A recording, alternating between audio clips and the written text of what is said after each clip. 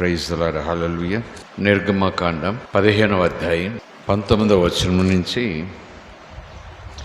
27 వరకు ఒక్కొక్క వచనము నిదానంగా దృష్టి పెట్టి మనసు పెట్టి ఆలోచనను ఆధారం చేసుకొని ఆత్మ సహాయంతో చదువుతూ ముందుకు కొనసాగిపోదాం. ఫరో గుర్రములు, అతని రథములు, అతని రౌతులను సముద్రములో దిగగా యెహోవా వారి మీదికి సముద్ర జలములను మళ్లించెను. అయితే ఇజ్రాయేలీయులు సముద్రము మధ్యన ఆరిన నేల మీద నడిచిరి. మరియు అహరోను సహోదరియు ప్రవక్తియునగు మిర్యాము తంబురను చేతపట్టుకొనెను. స్త్రీలందరూ తంబుర్లతోనూ నాట్యములతోనూ ఆమె వెంబడి వెళ్ళగా మిర్యాము వారితో కలిసి ఇట్లు పల్లవి ఎత్తి పాడెను: యెహోవాను గానము చేయుడి, ఆయన మిగుల అతిశయించి జయించెను. గుర్రమును దాని రౌతును సముద్రములో ఆయన పడద్రోసెను. 22వ వచనం. మోషే ఎర్ర సముద్రము నుండి జనులను సాగచేయగా నడిపించగా వారు షూరు అరణ్యములోనికి వెళ్ళి దానిలో 3 దినములు నడిచిరి. అచ్చట వారికి నీళ్లు దొరకలేదు. అంతలో వారు మారాకు చేరిరి. మారా నీళ్లు చేదైనవి కనుక వారు ఆ నీళ్లు త్రాగలేకపోయిరి. అందువలన దానికి మారా అని పేరు కలిగను. మారా అనగా చేదు. ప్రజలు మేమేమి త్రాగుదము అని మోషే మీద సణుగు కొనగా అతడు యెహోవాకు మొరపెట్టెను. అంతటి యెహోవా అతనికి ఒక చెట్టును చూపెను. అది ఆ నీళ్లలో వేసిన తరువాత నీళ్లు మధురములయ్యను. అక్కడ ఆయన వారికి ఒక కట్టడను ఒక వీధిని నిర్ణయించి అక్కడ వారిని పరీక్షించి మీ దేవుడైన యెహోవా వాక్కును శ్రద్ధగా విని ఆయన దృష్టికి న్యాయమైనది చేసి ఆయన ఆజ్ఞలకు విధేయులై ఆయన కట్టడలను అన్నిటినీ అనుసరించి నడిచిన ఎడల నేను ఐగుప్తీయులకు కలుగజేసిన రోగములలో ఏదియు మీకు రానియ్యను. నిన్ను స్వస్థపరచు యెహోవాను నేనే అనెను. తర్వాత వారు ఏలీమునకు వచ్చారు. అక్కడ 12 నీటి బుగ్గలను 70 ఈత చెట్లును ఉండెను. వారు అక్కడనే ఆ నీళ్ల యొద్ద దిగిరి. దేవుడి మాటలు నీ రాత్రి మన వాక్య ధ్యానములో ఆధ్యాత్మిక పాఠములతో దీవెనకరముగా మలుచునుగాక. Bible study.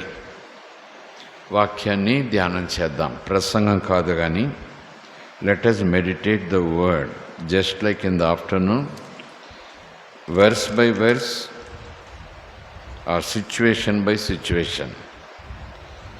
పరిస్థితి, ప్రజల ప్రయాస, దేవుని చేత ఎన్నుకోబడిన భక్తుని ఇబ్బంది,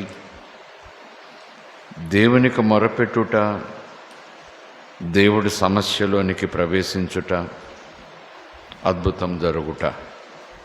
దేవునికి స్తోత్రం. మనము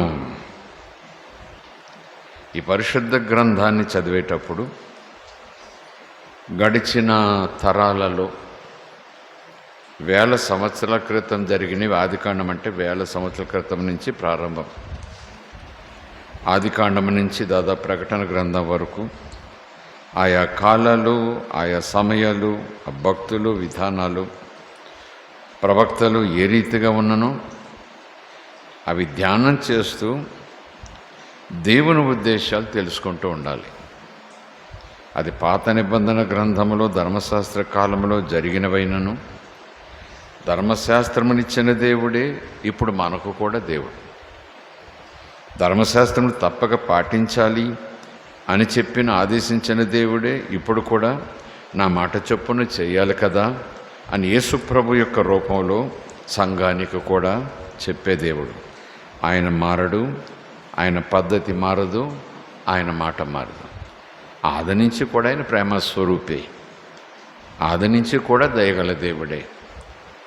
ఆయన ఆది నుంచి కూడా ఆయన కృప వెంబడి కృప చూపించేవాడు. ఎందుకంటే ధర్మశాస్త్ర కాలంలో పాపము చేసి పశ్చాత్తాపపడక మూర్ఖులై దేవుని ప్రజలు ముందుకు సాగినప్పుడు దేవుడు వాళ్ళను గద్దించిన రీతి, వాళ్ళను దండించిన రీతి, వారికి బుద్ధి చెప్పిన రీతి చాలా తీవ్రంగా ఉండేది. చాలా తీవ్రంగా అమ్మో అనిపించేది.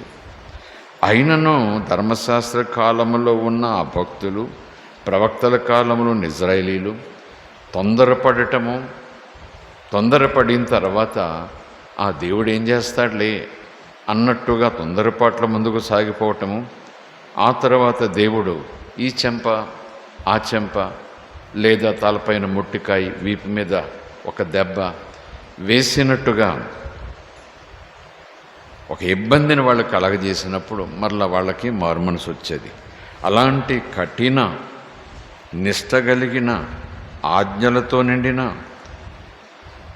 ఒక దేవుడే తన పరిశుద్ధతతో నడిపించి ఎప్పటికప్పుడు బుద్ధి చెప్పిన రీతిలో ఆ కాలంలో ప్రజలు వెళ్ళినా ఆ ప్రజలే పాడారు కదా, ఆ ప్రవక్తలే పాటలు కట్టారు కదా, ఆ భక్తులే దేవుని యందు అతిశయించి ఆనందంతో కీర్తనలు పాడారు కదా. యెహోవా దయాళుడు, ఆయన కృప నిరంతరముండును. చూడండి, యెహోవా దయాళుడు, ఆయన కృప నిరంతరముండును. ఒక్కసారి చెప్పి వదిలేసేయలేదు, పదే పదే పదే పదే చెబుతూనే ఉండేవారు. ఇజ్రాయేల్ మీదకి శత్రువులు తరుముతూ వచ్చిన భయంకరమైన కరువు కాటకంలోనికి ఇజ్రాయేల్ వెళ్ళిపోతున్నా దేవుడు వాళ్ళని విడిచిపెట్టేసి శత్రురాజుల చేతులకు వాళ్ళని అప్పచెప్పినప్పుడు శత్రురాజులు వాళ్ళు పీడిస్తుండగా, వాళ్ళను బానిసలుగా చూస్తుండగా, మళ్ళీ ఇజ్రాయేలును మొరపెట్టుచుండగా కనికరముతో దేవుడు దిగి వచ్చేవాడు. తన యొక్క ఒంటి చేత్తో వాళ్ళను నడిపించుకుంటూ వచ్చేవాడు. వారి ప్రజల పక్షముగా, తన ప్రజల పక్షముగా పోరాడేవాడు. కృప, దయ, జాలి, ఆయన మారడు, ఆయన తత్వం మారదు, ఎప్పుడు ఒకేలా ఉంటాడు ప్రభు. దేవునికి స్తోత్రం, హల్లెలూయా. కనుక ఎప్పుడు ధ్యానం చేసినా మోషే కాలములో, ధర్మశాస్త్ర కాలములో ఇలా జరిగినప్పుడు, ఇజ్రాయేల్ ఇలా చేసినప్పుడు, మోషే ఇలా మొరపెట్టినప్పుడు ఇలా దేవుడు చేశాడు, ఇలా జరిగింది అని ఒక సీక్వెన్స్గా మనం చదువుకుంటూ వెళ్ళిపోయినా దానిని బట్టి దేవుడు తాను ఎన్నుకున్న ప్రజల పక్షంగా ఎలా ఉండేవాడు, ఆ ప్రజల మార్గం తప్పేటప్పుడు ఎలాగున బుద్ధి చెప్పేవాడు, మళ్ళీ ఒక అద్భుతం చేసి వాళ్లకు మీరు ఎలా ఉండాలి, ఏం చేయాలి అని ఎలా చెప్పేవాడు అనేది మనకు తెలుస్తూ ఉంది. కానీ ఇప్పటి విశ్వాస జీవితములను కొనసాగించుకున్నట కొరకు, ప్రభు రాకడ కొరకు మళ్ళీ మనం సిద్ధపరచుకుంటూ ఈ పాపిష్టి శ్రమలతో హత్యలతో నిండి ఉన్నటువంటి లోకములో క్షేమముగాను నిరీక్షణ కలిగిన వారముగాను, ఆలోచన ఎరిగి జ్ఞానము కలిగి అపవాదిని ఎదిరిస్తూ దేవుని లోబడుతూ విసుగక ఎల్లప్పుడూ విశ్వాసంతో మెలకువగా ప్రార్థించే బాధ్యత ప్రభు మనకు అప్పచెప్పగా ఆ రీతిలో ముందుకు సాగుట సులువేం కాదు. అలా ముందుకు సాగుట అంత ఆటపండు మాత్రం కాదు. నేత్రాశ, శరీరాశ, జీవపుడంబం, లోకం, చీకటి, సాతానుడు, శత్రు సమూహాలు, మూర్ఖతరం వారు, ఈ పోరాటాలు ఎప్పుడు ఉంటూనే ఉంటాయి. ఆ పెదపు అప్పుడప్పుడు తెలివి తక్కువతనంతోనో లేదా అవగాహన లోపంతోనో మనం చేసే తప్పిదాలు, మనం చూపించే అవిధేయతలు, మనం తీసుకునే కొన్ని కఠినమైన తప్పు నిర్ణయాలు, వీటి వల్ల కూడా మనం ఉక్కిరిబిక్కరవుతుంటాం. చాలా సందర్భాల్లో నిరుత్సాహానికి గురైపోతుంటాం. చాలా సందర్భాల్లో ఇక ప్రభుతో నడుచుట అసాధ్యమన్నట్టుగా ఏదో గాలివాటు భక్తి చేసుకుంటూ వెళ్ళిపోతాం. అంటే ఎటు గాలి వీస్తే అటు మన భక్తి వెళ్ళిపోతూ ఉంటుంది. గాలి నిలిచిపోతే భక్తి నిలిచిపోతుంది అన్నట్టు, ఎటు గాలి వీస్తే. కనుక అలాంటి పరిస్థితులను అధిగమించటానికి, అలాంటి స్థితిగతులను ముందుగానే మనం పసిగట్టి, ఆత్మలో వాక్య జ్ఞానంతో ముందుగానే పసిగట్టి, ముందుగానే ప్రివెంటివ్ స్టెప్స్, ముందుగానే వాటిని అధిగమించుటకు, వాటిని ఎదుర్కొనుటకు, వాటి మీద విజయం సాధించుటకు ముందుగానే తగు రీతి మెలకువలు మనం తెలుసుకొని సిద్ధపాటుతో మనం ఉన్నట్లయితే సులువ నేను అనను, కానీ కష్టములు వచ్చినా ముందుకు సాగిపోగలం. అవమానములు వచ్చినా జడియము, బెదరము, కృంగిపోం. ఆపదొచ్చి మనలను కబళించేలాగున ఉరిమినట్టుగా మనలను భయకంపతులు చేసినా మనం ఏమాత్రము తొణకము, బెణకము. ఎందుచేత మన శక్తి కాదు, మన బలం కాదు, మన జ్ఞానం కాదు, క్రీస్తులో మనమున్నాము గనుక శ్రేష్టమైన భద్రత. దేవుని మనకి స్తోత్రం.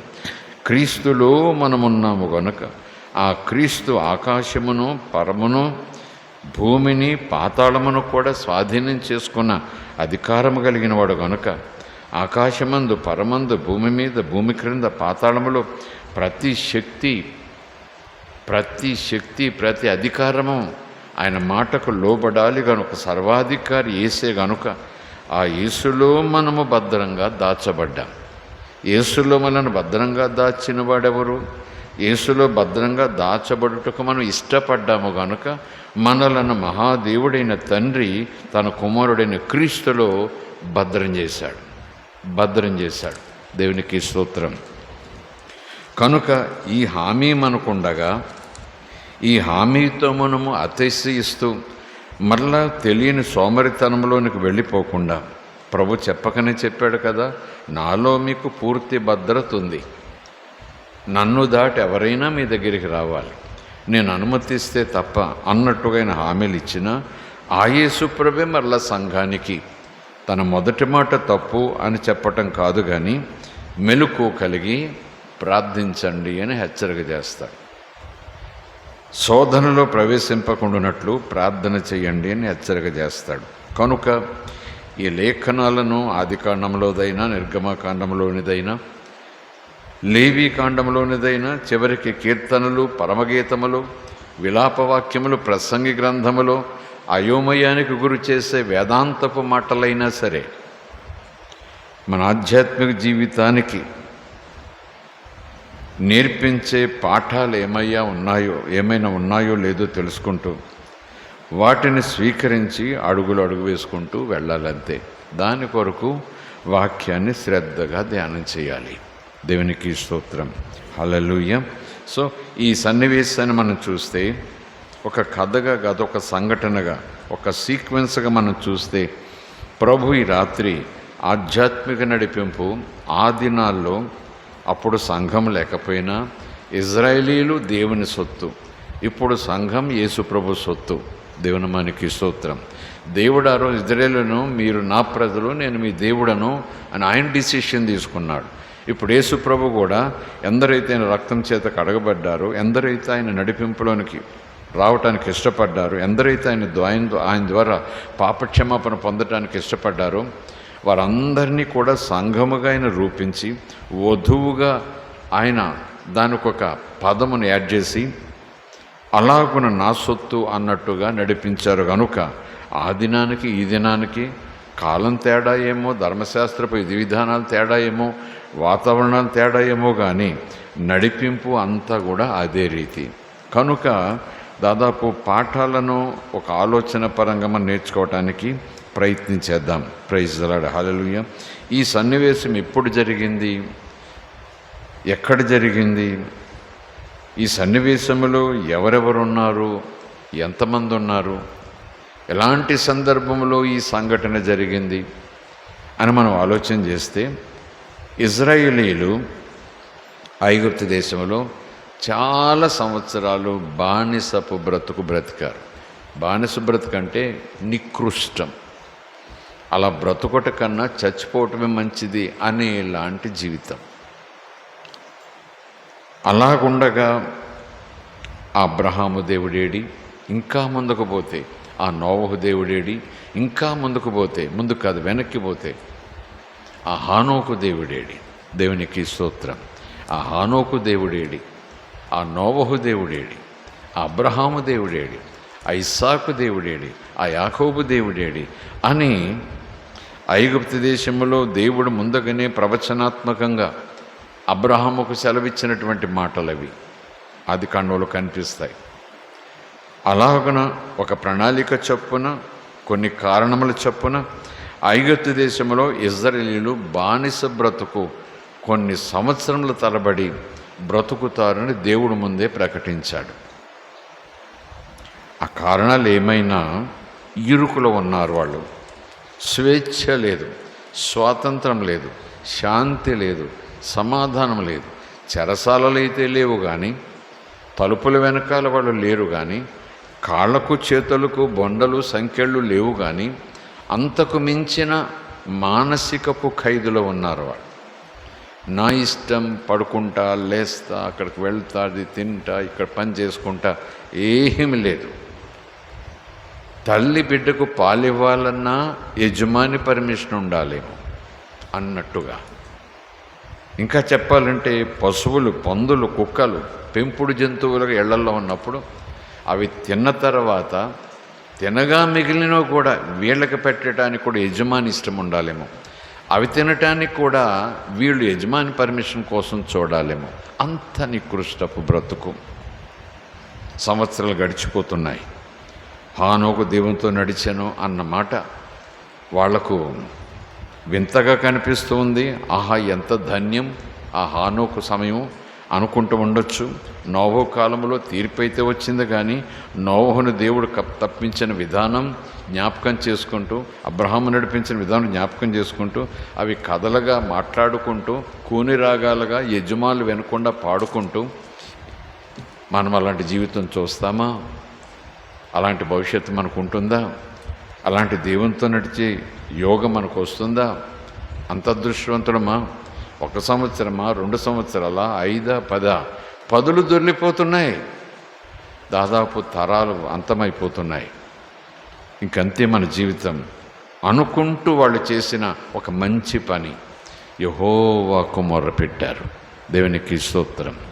యెహోవాకు మొర్రపెట్టారు. సంవత్సరములు గడిచిపోతుండగా, గతించిపోతుండగా, దినములు వెంబడి దినములు, అంతకంతకు ఇబ్బంది తీవ్రమైపోతుండగా, హానోకు దేవునితో నడిచెను అనే కథ మనసులో స్మరించుకుంటూ ఆ కాస్త సంతోషమే. ఆ తర్వాత రేపు మళ్ళీ పని పాటలకు పోవాలి, కొరడా దెబ్బలు తినాలి, దాహం వేస్తే మంచినీళ్ళు తాగుతుంటే ఆటపాటగా మంచినీళ్ళు గాసు కాలుతో తన్నేయటమో, కర్రతో కొట్టేయటమో చేసేవారు.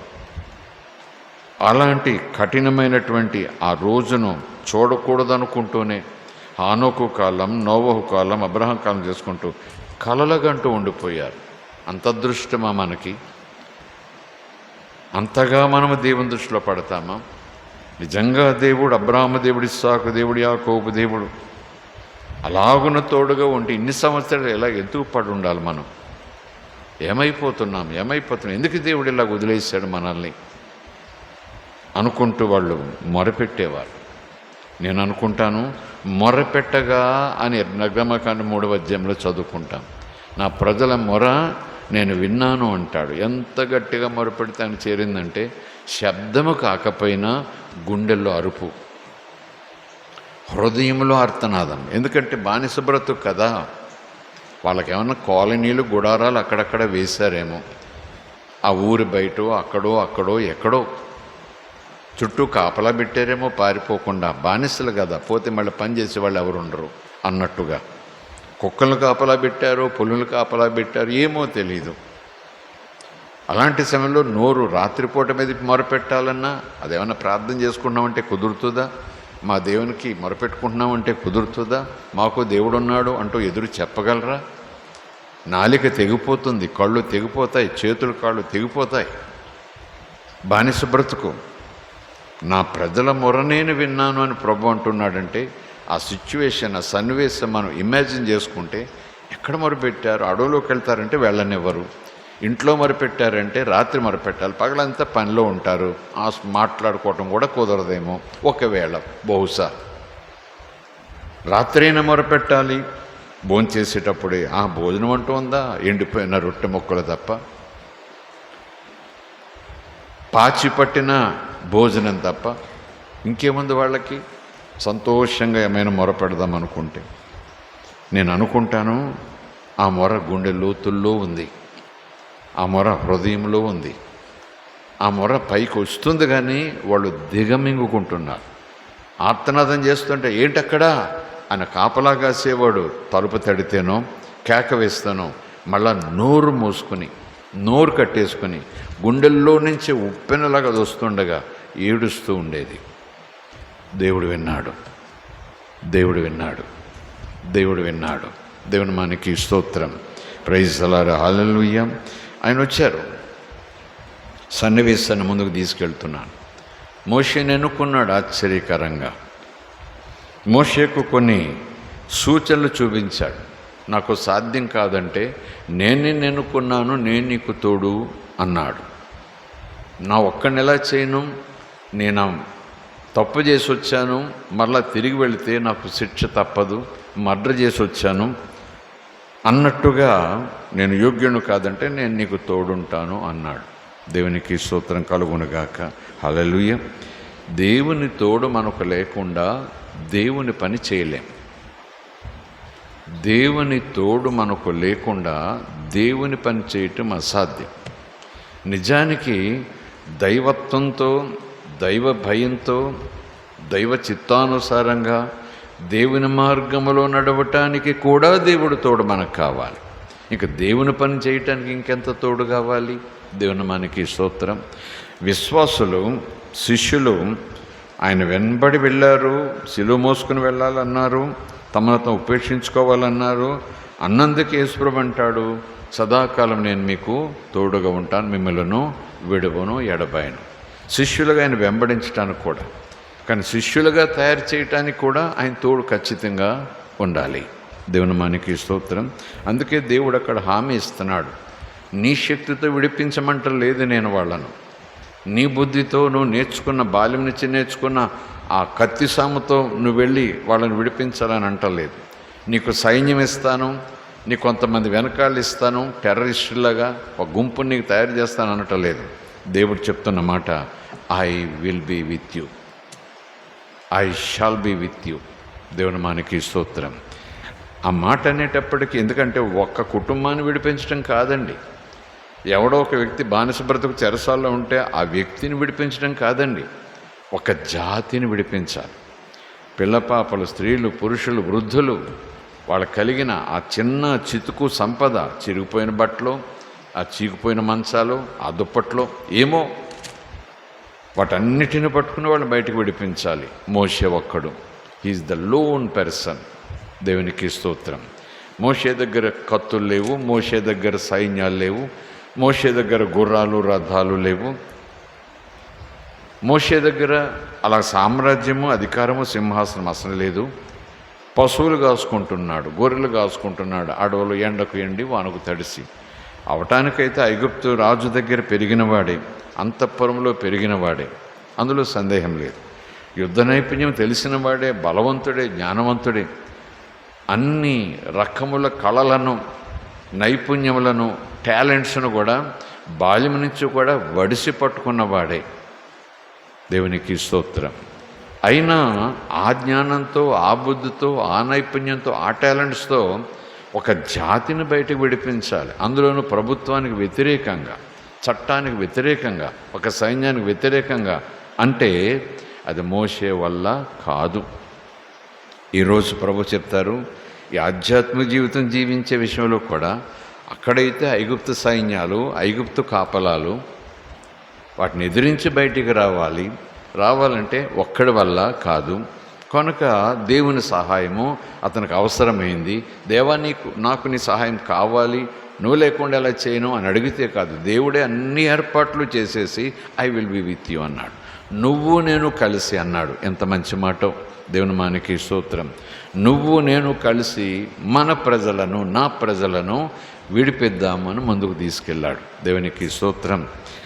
ఆ సన్నివేశాన్ని ఈ రాత్రి మనం ఒకసారి ఆలోచన చేసి దీన్ని ఎలా మన ఆధ్యాత్మిక జీవితానికి ఆదరణ కలిగేలాగా ఒక పాఠం ఎలా స్వీకరించాలి, ఒక నిరీక్షణ, ఒక ఆశ, ఒక ధైర్యం కలిగేలాగున ఈ సన్నివేశాన్ని ఎలాగ నా ఆధ్యాత్మిక జీవితానికి అన్వయించుకోవాలి అని అనుకుంటే, నా సొంత బలం సరిపోదు. ఈ చీకటి లోకాన్ని ఎదిరించాలంటే, ఈ శరీర కార్యక్రమాలను ఎదిరించాలంటే, ఆ చీకటి శక్తిని ఎదిరించాలంటే, ఈ మూర్ఖతరాన్ని ఎదిరించాలంటే దేవుని మనకి స్తోత్రం.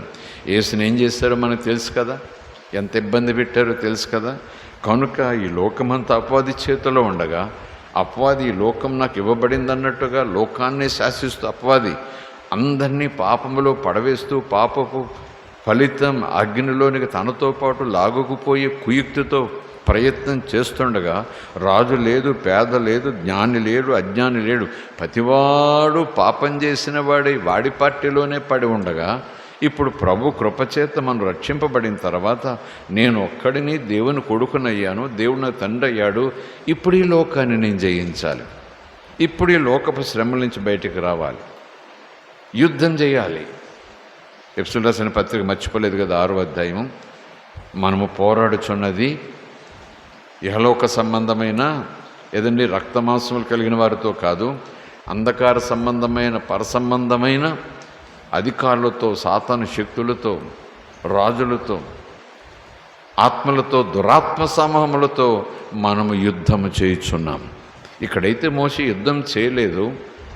సరే, శత్రువు అయితే ఉన్నాడు కదా, ఆటంకాలు కలగజేసేవాడు, అదిమి వేసేవాడు, అవసరమైతే పాతాళంలోనూ కూడా ఈడ్చుకుపోయేవాడు. ఎప్పుడు కూడా వాడు అదే పనిలో ఉంటాడు. కనుక ఈరోజు మోషేకి ఎలాగైతే దేవుడు చెప్పి, నిన్ను నడిపిస్తాను, నీ వెనక నా ప్రజలను నడిపిస్తాను, నీ ముందు నేను నడుస్తాను, నువ్వేం భయపడాల్సిన పని లేదు అని కొన్ని సూచనలు, కొన్ని అనుభవాలు ఎలాగైతే మోషేకి ఇచ్చాడో మొదటి పాఠం, అలాగే ప్రభువు కూడా మనలను పాపపు ఊబులోంచి బయటకు తీసుకొచ్చిన తర్వాత ఈ లోకాన్ని జయించటానికి, లోకాన్ని ఏలుబడి చేసే సాతాన్ని జయించటానికి, సాతాను శక్తులను, కుయుక్తులను, తంత్రాలను ఎరిగిన వారముగా ప్రార్థనతోనూ వాక్యంతోనూ ఎదిరించి జయించటానికి నీవు నేను మన జ్ఞానం మీద, మన ప్రార్థన మీద మాత్రం ఆధారపడటం కాదట. ప్రార్థన చేసినా, వాక్యం తెలిసినా, ఉపవాసములు ఉన్నా యేసు మనతో ఉండాల్సిందే, యేసు మనతో ఉండాల్సిందే. దేవుని మనకి స్తోత్రం. ఉండాల్సిందే. కానీ అక్కడ యేసు ముందే చెప్పారుగా, I will be with you. ఎప్పుడు మనం రక్షణ పొందుటకు ఇష్టపడి, యేసయ్యా నీ మార్గంలోకి వస్తాను, నా హృదయంలో నీకు రా, నన్ను నడిపించు అన్న వెంటనే ఆ వాగ్దానం మనకు సొంతం. ఏది? నిన్ను విడువను, ఎడబాయను. చేతులెత్తి స్తోత్రం చెబుదాం. దేవునికి స్తోత్రం. ఆ తర్వాత దేవుడు మోషే ద్వారా, అహరోనుల ద్వారా దాదాపు 9-10 అద్భుతాలు చేశాడు. ఒక ఇంట్లో అద్భుతం కాదు, ఒక పేటలో అద్భుతం కాదు, మొత్తం దేశ ప్రజలందరూ చూశారు. చుట్టుపక్కల దేశాల్లోని రాజులకు కూడా సమాచారం అందింది. దేవుడు తన ప్రజలను విడిపించుట కొరకు అద్భుతములు చేస్తున్నాడు. దేవునికి స్తోత్రం. హల్లెలూయా. అయినా ఒక పట్టాన ఫరో వీళ్ళను వదిలిపెట్టలేదు కదా. వెళ్ళండి, అందరూ వెళ్ళకండి అనేవాడు. తీర వెళ్ళండి అని పంపించిన తర్వాత మారు మనసు వచ్చేది. ఒక దెబ్బ వేసేవాడు, లేదా దేవుడు తన శక్తిని చూపించేవాడు.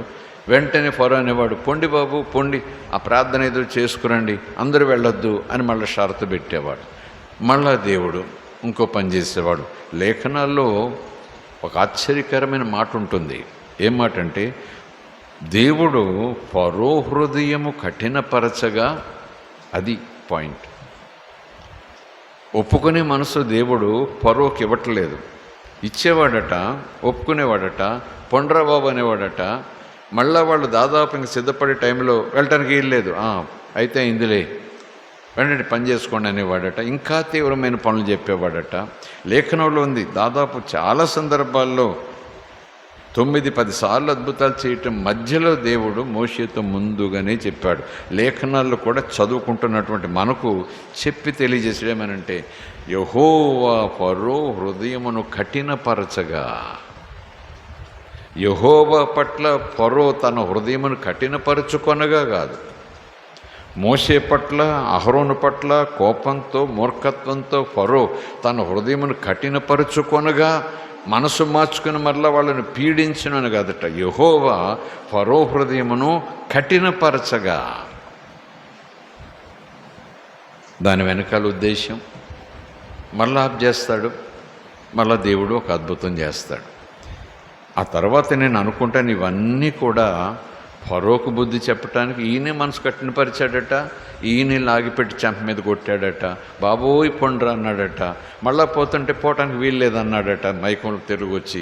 మళ్ళా దేవుడు మనసును కఠినం చేసి నో అనిపించాడట, నో అన్నాడట. మళ్ళా దేవుడు అద్భుతం చేసి ఒక చెంప మీద కొట్టాడట. అదంతా చూస్తుంటే ఎందుకబ్బా దేవుడు ఇలా చేస్తున్నాడు? Why so? ఒకసారి కొడితే సరిపోద్దు కదా, కఠినం చేస్తాడు. ఆ కఠిన రోజు బయటకు వచ్చిన తర్వాత పొండ్రా బాబు అంటాడు, మళ్ళీ మనసు కఠినం చేస్తాడు, మళ్ళీ వచ్చేయండి ఉండండి అంటాడు, మళ్ళీ దెబ్బతిన తర్వాత పొండ్రా బాబు ఈ కష్టం మాకెందుకు అంటాడు, మళ్ళీ ఫరో హృదయం కఠినం చేస్తే పోనివ్వకండి వాళ్ళని అంటాడు. ఫరో హృదయం యెహోవా కఠినం చేయటం ఏంటి, దెబ్బేయటం ఏంటి? దెబ్బేయటానికి ముందు ఈ ఇజ్రాయేలుకి ఏం జరగటం లేదు, నష్టం కలగటం లేదు. ఇజ్రాయేలుకు ఏ హాని జరగట్లేదు, ఇంట్లో వాళ్ళకి ఏం జరగట్లేదు, నీటికేం జరగట్లేదు, ఆహారానికి ఏం జరగట్లేదు. అన్ని నీళ్లు కూడా, ఇళ్లల్లో ఉన్న పాత్రల్లో ఉన్న నీళ్లు కూడా, చెరువుల్లో నీళ్లు కూడా, సరస్సుల్లో నీళ్లు కూడా ఒకరోజు రక్తం అయిపోయింది. ఎక్కడో మోషే తన చేతికర్ర నీళ్ళను తాకించగానే రక్తం అయిపోతుంది దేవుడు చెప్పాడు, రక్తం అయిపోయింది. ఆ సరస్సు ఒకటే కాదు, ఆ నది ఒక్కటే కాదు, అసలు ఐగుప్తులో ఉన్న నీళ్ళని రక్తం అయిపోయాయి. ఎక్సెప్ట్ ఇజ్రాయేలీ ప్రజల దగ్గర తాగే నీళ్లు మాత్రం బాగున్నాయి. దేవునికి స్తోత్రం. అన్ని అద్భుతాల సమయంలో కూడా ఇజ్రాయేలీలకు కొంచెం కూడా హాని జరగలేదు. అగ్ని వడగళ్ళు వచ్చాయి, ఇంకేమో పేలు వచ్చాయి, ఇంకేమో ఒంటి నిండా గడ్డలు వచ్చాయి, మిడతలు వచ్చాయి. ఇంకా అదని లేదు, ఇదే లేదు, ప్రతీది కూడా మహాఘోరం, యాతన, వేదన. ఏడవనివాడు లేడు, అరవనివాడు లేడు, బాధపడినవాడు లేడు, విరక్తితో ఎందుకు వచ్చిన బ్రతుకురా అన్నవాడు లేడు. అయినా వాళ్ళ మధ్యన బానిస బ్రతుకుతున్న ఇజ్రాయేలులకు మాత్రము ఏమయ్యేది కాదట. దేవుని మనకి స్తోత్రం. అంటే దేవుడు అంత పిన్ పాయింట్ చేసి తన ప్రజలను కాపాడుతూ వచ్చాడు. ఈ రాత్రి చెప్తాను, దేవుడు అంతగా నేను పిన్ పాయింట్ చేసి కాపాడుతాడు, అంతగా నేను పిన్ పాయింట్ చేసి కాపాడుతాడు. భయపడకు, జడియకు, దిగులు పడకు. దేవుని మనకి స్తోత్రం. ఎందుకంటే ఆయన చెప్పారు, నేను మారను, నిన్న నేడు నిరంతరము ఏకరీతిగా ఉంటాను. నాశనమైపోతున్న దేశం, పట్టణాలు కాల్చివేయబడుతున్నా, నేను తలంచుకున్నవారు, నేను ఎన్నుకున్నవారు, నేను ప్రత్యేకించుకున్నవారు ఆ మంటల మధ్యలో ఉన్నా సరే వాళ్ళకి ఏమీ కాకుండా చేస్తాను, ఏమీ కాకుండా. అదే ఆ నష్టపోయిన వారు, ఆ నష్టం గురించి ఎరిగిన వారు అంత మంటల్లోనూ వీళ్ళకి ఏం కాలేదబ్బా, వీళ్ళ ఇల్లు కాలలేదు, వీళ్ళ ఒళ్ళు కాలలేదు, వీళ్ళ వస్త్రం కాలలేదు, వీళ్ళ వాకిలి కాలేదు, ఏమైంది, వీళ్ళెవరు ఎలా జరిగింది అని ఆలోచన చేస్తే ఒకరొకరు చెప్పుకున్నారట, వీరు యెహోవా ప్రజలు. దేవునికి స్తోత్రం. Praise the Lord. హల్లెలూయా. దేవుని మనకి స్తోత్రం కలుగును. హల్లెలూయా. అప్పుడెప్పుడో చాలా కాలం క్రితం ప్రభువులోకి వచ్చిన తొలి దినాల్లో ఒక సాక్ష్యం విన్నప్పుడు సంతోషమైంది, ఆనందమైంది. కానీ ఇజ్రాయేల్ని దేవుడు నడిపించే ఈ రీతి, ఫరో హడావిడి ఇదంతా చూస్తూ ఉంటే ఓహో ఇదేనన్నమాట అని అనుకున్నా. చెల్లూరు పక్కన ఏదో పెద్ద గ్రామం అది. వేసవికాలం ప్రమాదవశాత్తు ఒక పేటలో ఇళ్ళు అంటుకున్నాయి. పెంకుటిళ్ళు, పాకలు ఒకదానితో ఒకటి అలుముకుపోతున్నాయి. ఇంక ఎవరు ఎలా గార్పినా సరే ఆ విపరీతమైన గాలి వల్ల చుట్టుముట్టేశాయి. 4 వైపులా మంటలే. ఇంకా ప్రజలను బయటకు తీసుకురావటమే పరమావిధిగా పెట్టుకున్నారు ప్రజలందరూ కూడా. కాలిబూడిదైపోయాయి. చాలామంది బయటకు వచ్చేసారు. చేతికి అందిను పట్టుకుని ఒంటి మీద వస్త్రంతో బయటకు వచ్చి గొల్లున ఏడుస్తూ ఉన్నారు. ఆ తర్వాత ఎలాగైతేనే మంటలు స్వాధీనం చేసుకున్నారు. చాలా నష్టం కలిగింది. ఎటు చూసినా పడిపోయిన శిథిలపు గోడలే. ఆశ్చర్యం. మధ్యలో ఒక పూరిపాక అలాగే ఉంది. నిజంగా జరిగింది. పూరిపాక అలాగే ఉంది.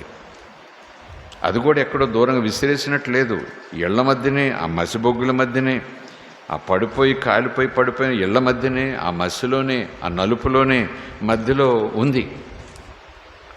ఇల్లు బాగుంది, ఆ గుడిసె బాగుంది. ఇల్లు అనకూడదు, గుడిసె బాగుంది. గుడిసి వాకిట్లో అంటే చూరు కింద నులక మంచం కూడా బాగానే ఉంది. అందరూ రిపోర్ట్లు రాసుకుంటున్నారు. ఎన్నిళ్ళు కాలిపోయాయి, ఎంతమందికి నష్టపరిహారం ఇవ్వాలి, ఎంతమంది, ఎన్నిళ్ళు, అడ్రస్ ఏంటి, ఎంతమంది అని అందరూ తిరుగుతున్నారు. ఈలోగా అందరూ ఈ సంగతి చెప్పుకుంటున్నారు. ఇదేంటిది, ఈ ఇల్లు కాలేదు, ఇదేంటిది, మున్పది పట్టించుకోలేదు. కాలేదంటే కాలేదేమో అనుకున్నారు. కానీ తర్వాత ఆలోచన చేస్తే ఈ పేట అంతా కాలిపోయి కాలని ఇల్లు లేదు, కాలకుండా ఇల్లు లేదు. ఈ ఒక్కటేంటబ్బా, అవును ఏం జరిగింది, ఎందుకు కాలకుండా ఉంది? పాకే కదా, ఎండిపోయింది కదా, ఎంతసేపు వేడికే అంటుకుంటుంది. ఇది ఏంటంటే ఎవరో అలా ఊరికనే మాట వరుసకన్నారు. అందులో ఒక అవ్వ ఉంటుంది, విధవరాలు, వృద్ధురాలు ఉంటుంది. ఉంటే ఆమె యేసుప్రభు నమ్ముకుంటే ఎప్పుడు యేసుప్రభు ప్రార్థన చేసుకుంటుంది. దేవునికి స్తోత్రం. ఇంక వివరాలు చెప్పను. ఆ దేవుడే నేటి కూడా దేవుడు. ఈ నేటి దేవుడే రేపు మన భవిష్యత్తు కూడా మనను కాపాడగలిగిన సమర్థుడు. దేవునికి స్తోత్రం. ఆశ్చర్యపోయారు. ఊరువాడ చెప్పేసుకున్నారు. ఇక అందరూ కూడా ఆ మామగారిని ఇంటర్వ్యూ చేయటం. అంటే అప్పటికి టీవీలు లేవనుకోండి. ఎవరమ్మా నీకు పిల్లలు ఎక్కడ ఉన్నారు, నువ్వు ఒక్కదాని ఉన్నావు, భయమే లేదా, లోపల ఉన్నావు, వేడి రాలేదా, నులక మంచం కాలేదు, చీపురు గట్ట కాలేదు, ఇది ఎలా సాధ్యం అంటే మొదటైతే ఇల్లు అంటుకునే చూశాను, బయటకు రావాలంటే భయమేసింది. అలాగే ఆ తాటాకులు తలుపు దగ్గరికి వేసుకుని మంచం లోపల తెచ్చుకోవాలా, బయటకు పరిగెట్టాలి తెలియలేదు. ఎప్పటిలాగానే మోకాళ్ళు వేసాను, ఏసయ్యా కాపాడయ్యా, ఇజ్రాయేల్ కాపాడేవు కదా అంటూనే కూర్చున్నాను. కళ్ళు తెరిచే ఉన్నాను. కానీ 4 దూతలు వచ్చారు. ఇంటికి 4 పక్కలా నిలబడ్డారు. మంటను దగ్గరికి రానివ్వలేదు. దేవునికి స్తోత్రం. ఇది ఎప్పుడు 3000 సంవత్సరాల క్రితం జరిగిన కథ కాదు. నిన్న మొన్న అంటే మన తరంలోనే జరిగిన కథ. సంతోషంగా ఉంటే చప్పట్లు కొట్టు దేవుని స్తోత్రం చేద్దాం. ఓ హల్లెలూయా. నీ దేవుని గురించి నువ్వు తక్కువగా అంచనా వేయకు. నీ దేవుని ప్రేమ గురించి కూడా నువ్వు తక్కువ అంచనా వేయకు. నీ దేవుని కాపుదల గురించి తక్కువ అంచనా వేయకు. ఇంకా చెప్పాలంటే నీ దేవుడు నీ గురించి కలిగి ఉన్న ఆలోచనలను కూడా తక్కువగా అంచనా వేయకు. దేవునికి స్తోత్రం. Praise the Lord. హల్లెలూయా. దేవుని మనకి స్తోత్రం. ఇలాగొన పలో హృదయం కఠినం చేసి ఈ దెబ్బ కొట్టి మళ్ళా వెళ్ళమని ఎందుకు ఇలా చేశాడంటే నాకు ఒక ఆలోచన వచ్చింది. దైవజనుడు కూడా దాదాపు అదే ఆలోచన చెప్పారు ఒకప్పుడు. అదేమనంటే ఇజ్రాయేలీలను విడిపించటం మాత్రమే కాదు, ఒక దేశానికి నడిపించబోతున్నాడు ముందే చెప్పాడు. కనుక ఆ నడిపించే మార్గంలో చాలా కష్టాలు రావచ్చు. యెహోవా వాళ్ళను పరీక్షించవచ్చు, వాళ్ళ విధేయతను. తను నమ్మకంగా వాళ్ళని బయటికి తీసుకొచ్చినప్పుడు తన పట్ల వాళ్ళు ఎంత ఆసక్తితో ఉన్నారు, తన పట్ల ఎంత కృతజ్ఞతతో ఉన్నారు, తన మీద ఎంత ఆనుకుంటున్నారు అనేది తెలుసుకుంటూ కొరకు ఆ రూట్ని అప్పుడప్పుడు కూడా వేరే వేరే రూట్స్లోనికి తీసుకెళ్తాడు. అప్పుడు వాళ్ళు అభ్యంతరాలు ఎదురైనప్పుడు, శ్రమలు ఎదురైనప్పుడు, ఇక మనకు చావే, ఎందుకు వచ్చావురా బాబు ఆ బానిసత్వం నుంచి ఇక్కడికి అనేలాంటి పరిస్థితులు వచ్చినప్పుడు వాళ్ళు ఈ 9 అద్భుతాలను జ్ఞాపకం చేసుకొని అస్సలు నా మీద తిరుగుబాటు చేయకుండా నన్నే నమ్ముకునేలాగున ఇజ్రాయేలీలకు చూపిస్తాను, ఎంతగా వాళ్ళను కాపాడగలను, ఎంతగా వాళ్ళను సంరక్షించగలను, ఎంతగా వారి చుట్టూ నేను ఒక తల్లిలాగా అలుముకోగలను. దేవునికి స్తోత్రం, హల్లెలూయా, దేవునికి స్తోత్రం. ఇక సీక్వెన్స్లోకి వచ్చి ముగిస్తాను. సీక్వెన్స్ ఆధ్యాత్మిక పాఠం ఊరికే 1, 2, 3 అని చెప్పేసి నేను ముగిస్తా. అదేమనంటే, బానిసత్వంలో ఉన్నారు, మహాదేవుడు చూశాడు, విన్నాడు, కనికరపడ్డాడు, ఉన్నతమైన స్థాయిలోనికి స్థితిలో తీసుకువెళ్ళటానికి ఇష్టపడ్డాడు, దిగి వచ్చాడు, అద్భుతాల మీద అద్భుతాలు చేశాడు. అంటే శ్రమలో ఉండగా దేవుడు దర్శించాడు, శ్రమ నుంచి ఆశ్చర్యకరంగా విడిపించాడు, విడుదల వచ్చేసింది. ఐగుప్తీయులందరూ కూడా వాళ్ళ ఇంట్లో ఉన్న బంగారం, ఒంటి మీద ఉన్న బంగారం తీసేసి వీళ్ళ మీద విసిరేశారట. పట్టుకుపోండి, మళ్ళీ వీటి కోసం మీరు వెనక్కి వస్తారేమో, పట్టుకుపోండి అని చెప్పేసి విసిరేస్తే అవన్నీ పట్టుకొని అవన్నీ మోసుకొని వాళ్ళు ఐగుప్తులో నుంచి బయటకు వచ్చేసారు. ఓహో, ఆట పాట, ఎంత సంతోషం. ఇంకా ఎర్ర సముద్రం దగ్గరికి రాలేదు. ఏం చెప్తున్నట్టు సీక్వెన్సు: శ్రమ, మొర, దేవుని ప్రత్యక్షత, అద్భుతమైనటువంటి విడుదల. ఎక్కడ దాకా? మొత్తానికి ఐగుప్తుల నుంచి బయటపడినవరా బాబు అనుకున్నారు. మళ్ళీ అంతలోనే ఎర్ర సముద్రం వెనకాల ఫరో సైన్యాలు. అంతకుముందు కన్నా ముందు నువ్వు వెనక గొయ్యి, ఎటుపోయినా చావు తప్పదు అనే పరిస్థితి. శ్రమ, మొర, దైవ ప్రత్యక్షత, విడుదల, మళ్ళా ఊహించని శ్రమ. అయ్యో బయటపడ్డాం, పడిపోయాం, పర్వాలేదు అనుకున్నాం, అరే ఇలా జరిగింది, ఇంకేంటి మనకు దిక్కు అనే పరిస్థితి. మళ్ళా మోషే దేవుని దగ్గర మొరపెట్టగా, దేవుని మనకి స్తోత్రం, దేవుని దగ్గర మొరపెట్టగా దేవుడు మళ్ళా ప్రత్యక్షత ఇచ్చాడు. ఆ సముద్రం వైపు నీ చేయి చాపు, నీ చేతులను కర్రను చాపు, దారిమ్మని చెప్పు అన్నట్టుగా మోషే కూడా అలాగే ప్రజలకు చెప్పాడు. ఏం కంగారు పడొద్దు, నిలుచుని చూడండి, జస్ట్ ప్రేక్షకులుగా చూడండి, just witness, just see. Circus చూసినట్టుగా ఒక అద్భుతమైనటువంటి ఒక సన్నివేశం చూసినట్టుగా చూడండి, మీరు నిలుచుని చూడండి, ఈ షో చూడండి, ఈ డ్రామా చూడండి అన్నట్టుగా యెహోవా మీకు కలుగజేయబో రక్షణ ఎలాగుంటుందో కళ్ళారా చూడండి, నిలబడి చూడండి అన్నాడు మోషే. దేవునికి స్తోత్రం. అద్భుతమైన విడుదల చదువుకున్నాం కదా. 19వ వచనం: ఫరో గుర్రాలు, అతని రథాలు, అతని తాలూకు రౌతులు సముద్రంలో దిగగా యెహోవా వారి మీదకి సముద్ర జలం మళ్లించాడు, అందరూ కూడా కొట్టుకుపోయారు. కానీ ఏ సముద్రాలైతే ఫరో యొక్క సైన్యాలను ముంచేసి కనపడకుండా చేసేసినాయో, అంతకు ముందే ఆ సైన్యాలు సముద్రంలోకి రాకముందు 6 నెలల మీద కూడా మేము నడిచిపోగలము, ఇజ్రాయేలుని పట్టుకోగలము అని ఇజ్రాయేలు 6 నెలల మీద పోవటం చూసి సముద్రంలోనికి వీళ్ళు కూడా వచ్చేసారు. నీళ్లు లేవు, కుడిపక్క ఏకరాశిగా, ఇక్కడ ఎడంపక్క ఏకరాశిగా, ఎవరు ఆజ్ఞాపించినట్టుగా ఆనకట్ట లేదు, ఏమీ లేదు, కోటలు లేవు, గోడలు లేవు, ఏమీ లేవు. కానీ ఎవరో చెయ్యడ్డు పెట్టినట్టుగా సముద్రపు ఆ అలలు పైకి అలా లేచి, అలలు వచ్చినా ఎవరో ఆపినట్టు ఆపి మళ్ళీ వెనక్కిపోతున్నాయి. ఈ పక్కన కూడా సముద్రం అలలు ఉంటాయి, ఆ పైన అలలు వస్తున్నాయి, మళ్ళీ వెనక్కిపోతున్నాయి. యెహోవా దేవుడే 2 చేతులు చాపాడు. నిజానికి యేసు శిలువ మీద 2 చేతులు చాపిన దానికి ఒక గుర్తు. దేవునికి స్తోత్రం, హల్లెలూయా. అపాయము లేకుండా ఏ 6 నెలల మీద అయితే వీళ్ళు వచ్చి అమ్మయ్య బ్రతికిపోయాం, ఇది మహాద్భుతం అండి. మనం ఇంతకుముందు ఐగుప్తు దేశంలో మన కొరకు దేవుడు చేసిన అద్భుతముల కన్నా ఈ మహాద్భుతం అండి. ప్రైజ్ ది లార్డ్, హల్లెలూయా. దేవునామానికి స్తోత్రం. చివరివాడు గట్టెక్కాడు, వెనకాల సైన్యాలు వచ్చేసాయి. వెంటనే దేవుడు నీళ్లను ఆపిష్టం ముగించేశాడు, అన్నీ వచ్చేసి ముంచేసాయి. వీళ్ళు వెనక్కి తిరిగి చూసేటప్పటికి ఒక గుర్రం లేదు, ఒక రథం లేదు. దిగటం ఆలస్యం చేసిన ఆ మెరకనున్నవాడు మాత్రం వెనక్కి పారిపోయి అయిపోయారు మనోళ్ళందరూ. ఇలా జరిగిందండి, దేవుడు ఇలాగ వాళ్ళని కాపాడాడు అనేలాంటి సమాచారం. సీక్వెన్స్ చెప్తున్నాను. శ్రమ, మొర, దైవ ప్రత్యక్షత, ఆశ్చర్యకరంతో విడుదల.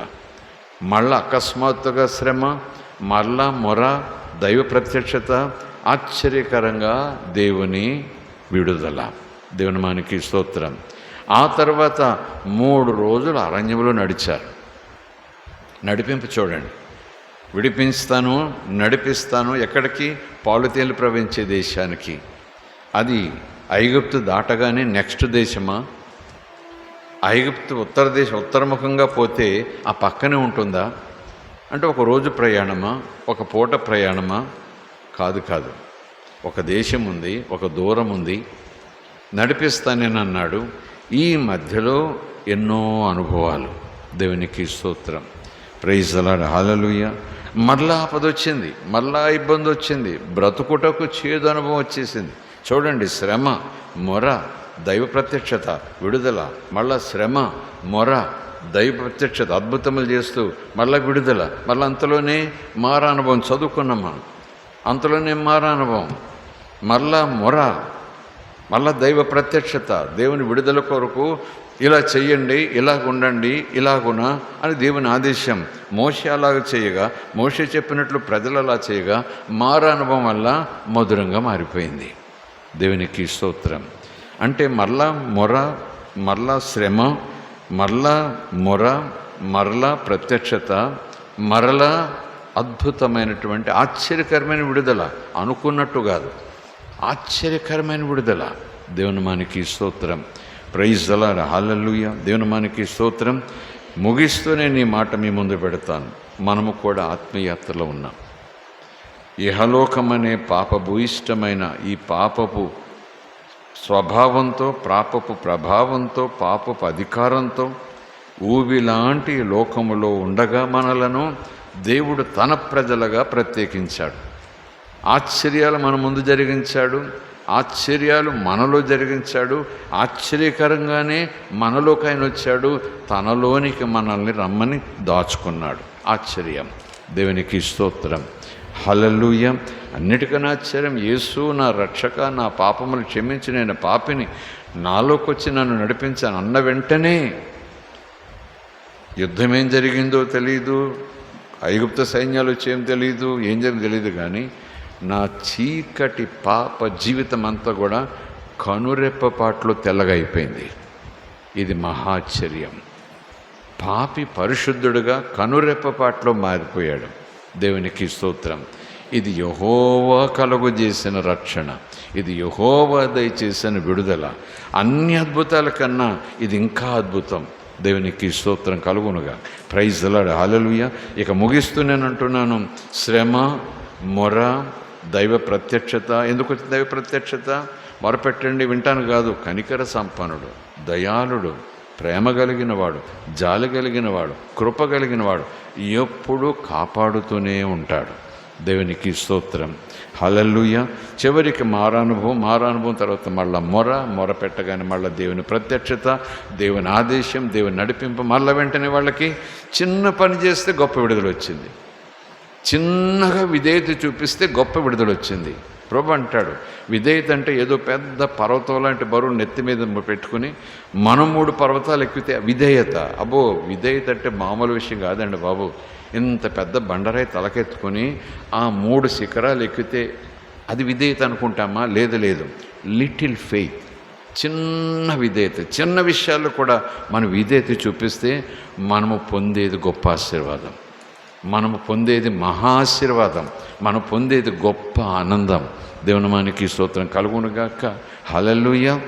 ఆ చెట్టు తీసి నీళ్లలో పడేసాయి అన్నాడు దేవుడు. ఏ చెట్టు అయ్యా? నీకు ఇష్టమైన చెట్టు కాదు, నేను నీకు ఒక చెట్టు చూపిస్తా. నేను నీకు చూపించిన చెట్టు నీళ్లలో పడేయాలి. మోషే అలాగే చేశాడు. చేసిన తర్వాత దేవుడు అన్నాడు, ఇప్పుడు ప్రజలను నీళ్లు తాగమని చెప్పు, నో ప్రాబ్లం అన్నారు దేవుడు. ప్రజలతో చెప్పాడు. అక్కడ సీన్ లేదు, కానీ నేను అనుకుంటాను అంతకుముందు రుచి చూచి వాంతులు చేసుకుని కడుపు పట్టుకుని అయ్యో చచ్చిపోయాను పొర్లు ఉండవచ్చు చాలామంది. ఇంకనూ పొర్లుతూ ఉండొచ్చు కొంతమంది, చనిపోలేదు కానీ పొర్లుతూ ఉండొచ్చు, ఇంకా ఆయాసపడుతూ ఉండొచ్చు, ఇంకా భయంకరంగా బాధ అనిపిస్తూ ఉండొచ్చు. తాగిన వాళ్ళు అలాగైపోయారే, అమ్మో చేదు చవవే అనుకుంటే మిగిలిన వాళ్ళు ఆగిపోయారే. కనుక దేవుడు అన్నాడు తాగమని చెప్పు అన్నాడు. మోషే చెప్తాడు, వాళ్ళు ఏమంటారు చెప్పండి, ముందు మీరు తాగండి తర్వాత మేము తాగుతాం అని ఉంటారేమో. ఏదేమైనా మోషే తాగాడేమో, తర్వాత చూడండి నేను తాగాను కదా ఎంత బాగున్నాయో అని చెప్పాడేమో. అప్పుడు అందరూ కూడా తాగారేమో. అప్పుడు బాధలో ఉన్న వాళ్ళు కూడా తాగారేమో. అంతకుముందు చేదైంది కదా, చచ్చిపోయామనుకున్నారు కదా, అంత చేదుగా ఉన్నాయనుకున్నారు కదా, వాళ్ళు కూడా తాగారేమో. వాళ్ళల్లో ఉన్న వ్యాధి కూడా పోయిందేమో. దేవునికి స్తోత్రం, ప్రైజ్ ది లార్డ్, హల్లెలూయా. మళ్ళీ వెంటనే ఏమొచ్చింది, విడుదల వచ్చేసింది. ఎంత విడుదల వచ్చింది? కింద 27 వచనం చూస్తే, అక్కడ 12 నీటి బుగ్గలు 70 ఈత చెట్లు ఉండెను. వారు అక్కడనే ఆ నీళ్ల యొద్ద దిగారు. ఏ నీళ్ల యొద్ద? ఎక్కడైతే చేదు అనుభవం మధురంగా మారిందో అక్కడే వాళ్ళు విడిది చేశారట. అక్కడెన్నున్నాయట? 12 నీటి బుగ్గలు. అంటే నీటి బావులు కాదు, నీటి సెలయేర్లు కాదు, నీటి జలపాతాలు కాదు. నీటి బొగ్గలంటే నీరు పడే జలపాతాలు కాదు, నీరున్న గుంటలు కాదు, చెరువులు కాదు. నీటి బుగ్గ అంటే నేలలోంచి అవి ఊరుతూ ఉంటాయి, వాటికి అవి బయటకు వస్తూ ఉంటాయి. నేషనల్ జియోగ్రఫిక్ ఆ సీన్స్ చూస్తూ ఉంటే అక్కడక్కడక్కడ ఉన్నాయి వేడి, సల్ఫర్. అందులో చాలామంది స్నానం చేస్తే చర్మయోధలు అయిపోతుంటాయట. అందులో దిగి పైకి వస్తూ ఉంటారు, చర్మయోధలు అయిపోతుంటాయట. నీటి బుగ్గ అంటే ఎప్పుడు ఊరుతూ ఉంటుంది, ఆవిరైపోయి దారిపోయిందండి, ఎప్పుడు ఫ్రెష్ వాటర్ వస్తూ ఉంటుంది. దేవునికి స్తోత్రం. అది తవ్వితే వచ్చింది కాదు, న్యాచురల్గా వచ్చింది. ఇంకా చెప్పాలంటే దేవుని సృష్టి. దేవునికి స్తోత్రం. అక్కడ 12 నీటి బొగ్గలు, ఎక్కడైతే మారా చిన్న సెలయేరు, అక్కడే 12 నీటి బొగ్గలు కనపడ్డాయట. 70 ఈత చెట్లు కూడా ఉన్నాయి. ఈతకాయలు తింటారు కదా, ఈత చెట్లు ఆహారం, రుచి. ఇజ్రాయెల్ వెళ్ళినప్పుడు ఈ స్థలానికి తీసుకెళ్లారు. మారా అనుభవం ఇగో ఇక్కడ, ఇదిగో చెట్లు ఉన్న స్థలం ఇది, ఆ నీటి బొగ్గలు ఇవి, నీరు లేదు కానీ నీటి బొగ్గలు ఇవి అని టూరిస్ట్ ఉంటాడు కదా, చూపిస్తాడు గైడ్. అప్పుడు ఇవన్నీ కూడా జ్ఞాపకం వచ్చేవి. దేవునికి స్తోత్రం. ఏదేమైనా మనం ఆధ్యాత్మిక యాత్రలో ఉన్నాము, పరదేశ యాత్రలో ఉన్నాము, అరణ్యం అనే లోకపు యాత్రలో ఉన్నాము. చాలా భయంకరమైన అవరోధాలు, అపాయాలు కలుగుతాయని కాదు కానీ మనం యాత్రలో ఉన్నామంతే. ఆ రోజు ఇజ్రాయేల్ అయితే ఎలాగైతే యాత్రలో ఉన్నారో, మన విధేయత చూపించే కొలది ప్రయాణం సులువు అవుతుంది, మన అవిధేయత చూపించే కొలది ప్రయాణం ఆలస్యం అవుతుంది.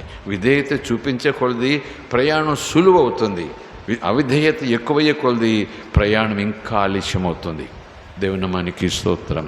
ఎందుకంటే దేవుడు వాళ్ళని పరిశోధించిన వాక్యంలో ఉంది. ఎంత లోబడతారో, ఎలా లోబడతారో, అసలు దాని పట్ల కృతజ్ఞత కలిగి ఉన్నారో లేదో. చాలామంది రాలిపోయారు అక్కడే. ఎందుకంటే వాళ్ళు బయటకైతే వచ్చారు కానీ అక్కడే బాగుంది మాకు, ఏది బానిసత్వంలోనే ఉందట, కేకరకాయలు తిన్నాం మేము, అది పెట్టేవారు, ఆ పాచికూడే అలాగుండేది, ఎలా పడుకునేవాళ్ళం, ఎక్కడే ఉంది అరణ్యం, మమ్మల్ని చంపడానికి తీసుకొచ్చారా, ఈ దేవుడు ఎక్కడోడు కానీ నువ్వు నీ దేవుడు కలిసి మమ్మల్ని సమాధి చేసేసేలాగున్నారని కొంతమంది రెచ్చగొట్టి రెవల్యూషన్ తీసుకొచ్చేవారు అక్కడ, సహించుకోలేక భరించుకోలేక. వాళ్ళతో ఏకీపించి కొంతమంది రాయి రప్పదీసేవారు, ముందు ఈయన చంపితే అప్పుడు దేవుడు దిగి వస్తాడు అన్నట్టుగా మోషేను కూడా చంపడానికి రాళ్ళు తీసుకొట్టడానికి ప్రయత్నం చేసేవారు. అక్కడేం సమాధులు లేవా, ఆడు చనిపోతే పాతి పెట్టేవాళ్ళు ఉండరానా? ఇక్కడ తీసుకొచ్చారు, ఎటు కాకుండా అరణ్యంలో ఏమీ లేకుండా అస్థిపంజరాలు అయిపోతాం మేము, ఇందుకే తీసుకొచ్చారు నువ్వు నీ దేవుడు అనేవారు. అనేకులది ప్రయాణం ఆలస్యం, అనేకులది ఆయుష్కాలం అక్కడే అయిపోయింది వాళ్ళకి. లేఖనం ఉంది, ఎందుకంటే యెహోవా వాళ్ళను పరీక్షించాడు. దేవునికి స్తోత్రం.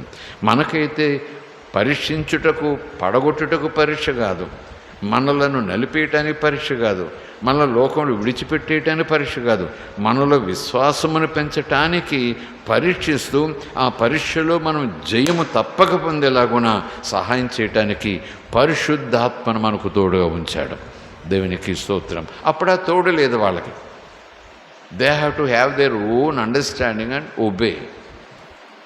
వాళ్ళ ఇష్టాన్ని బట్టి. ఇప్పుడు మనం కాస్త అటు ఇటు తొణికిన పరిశుద్ధాత్మ మనలో ఉండి మన మనస్సాక్షిని ఎప్పుడు రగిలిస్తూ విధేయతలు వెళ్ళేలా చేస్తాడు. సీక్వెన్స్ మారదండి. అరణ్య ప్రయాణం తప్పకుంటుంది, శ్రమల కాలం తప్పక సంఘానికి ఉంటుంది. నిన్న మొన్న శ్రమల, ఆదిమ సంఘంలో శ్రమల, లేదా 20 సంవత్సరాల క్రితం శ్రమల, ఇప్పుడు చైనాలో జరుగుతున్న శ్రమల, రేపో మాపో భారతదేశంలో కూడా వస్తాయి అలాంటి శ్రమలు ఏమో. కానీ శ్రమల గుండా ప్రయాణం ఉంటుంది, భయపడాల్సిన పని లేదు. పగలు మేఘస్తంభమై రాత్రి అగ్నిస్తంభమై అలనాడు ఇజ్రాయేలుతో తోడున్నవాడు ఈరోజు అగ్నిస్తంభం మేఘస్తంభం కాదు, ఆయన మనలోనే ఉండి సంచరిస్తున్నాడు. ఆయన మనతోనే ఉండి సంచరిస్తున్నాడు, భయపడాల్సిన పని లేదు. దేవుని మనకి స్తోత్రం. సీక్వెన్స్ చూడండి. ఎప్పుడు సుఖాలను అనుకోవద్దని చెప్పటానికి నేను చెప్తున్నా. ఎప్పుడు కూడా భోగము భాగ్యము అలాగే జీవితం అంతా ఉంటుందని అనుకోవద్దు. ఎన్ని రకాలుగా ఆధ్యాత్మిక యాత్రలో ఆ ఎదురుదాట్లు వస్తాయో, పెనుగాలులు వస్తాయో, తుఫాన్లు వస్తాయో, చిన్న తుఫాన్లు పెద్ద తుఫాన్లు ఏమో తెలీదు. అన్నీ దాటుకుని మనం విశ్వాసంతో ముందుకు వెళ్ళాల్సిందే.